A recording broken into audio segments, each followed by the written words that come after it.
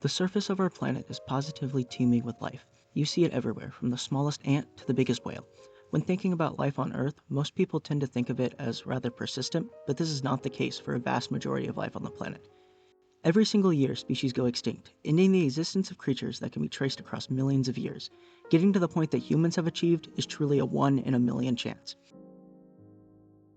Less than 0.007% of all species that have existed still exist on this planet today. Most of these extinctions are all because of some things known as mass extinctions.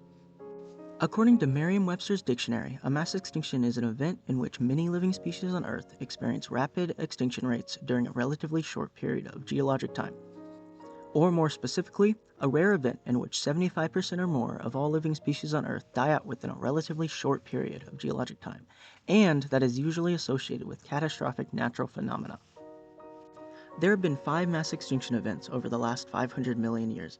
These big 5 were all extinction events where more than 75% of all species died over a span of around 2 million years. While 2 million years sounds like a long time, geologically it's not that significant. If 500 million years is your normal human lifespan, one mass extinction would be like starting as a freshman and by Christmas vacation, 75% of all life is dead. Talk about a sucky first semester.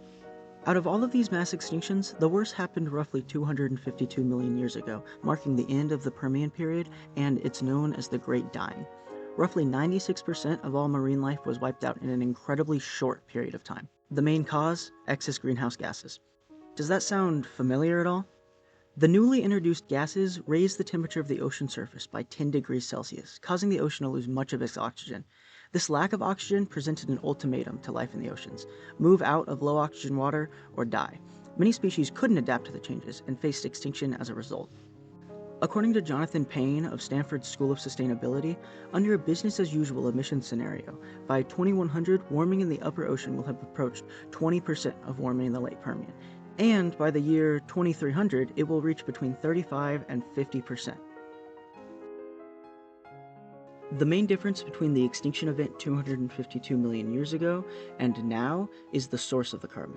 The Permian extinction saw a massive increase in volcanic activity across much of what is now Siberia, causing tons of carbon to get emitted over a long period of time. Now, our current carbon is being emitted by burning fossil fuels, and it's happening at a much faster rate. If humans don't get a handle on our carbon emissions, we could be facing another mass extinction on a scale and speed that we haven't seen before. The 6th mass extinction, an anthropogenic mass extinction. Extinction is not something to be taken lightly, either. It is the one thing that is truly forever. Some recent attempts may have tried to convince you otherwise, but you cannot reverse extinction, at least not with the technology we have today. The most recent attempt at de-extinction has been by a company called Colossal Biosciences. They claim to have brought back the direwolf in all its canine glory. The problem with this is that it's not actually a direwolf, it's more of a funny-looking gray wolf. They edited the DNA of a gray wolf to look like the direwolf. While there's no doubt that this is an amazing feat of science, this brings up the question: what is it? A species is much more complex than just its appearance.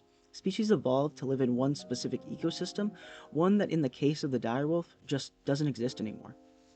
Even if you argue that this direwolf is in fact a direwolf, it has no place in the world anymore. You can't just take a thing out of the past and expect it to thrive in the present. This is why mass extinction in particular is such a big deal. Even if you're able to bring back one species, once you hit a certain point, you just cannot bring back all of the animals that are gone. The species that you are able to bring back cannot properly live in isolation. We cannot just let the planet die at our own hands. Something needs to be done about the present, and you can tell because of the past. We cannot change what has already happened, but we can change our future. The 6th mass extinction does not need to come to pass.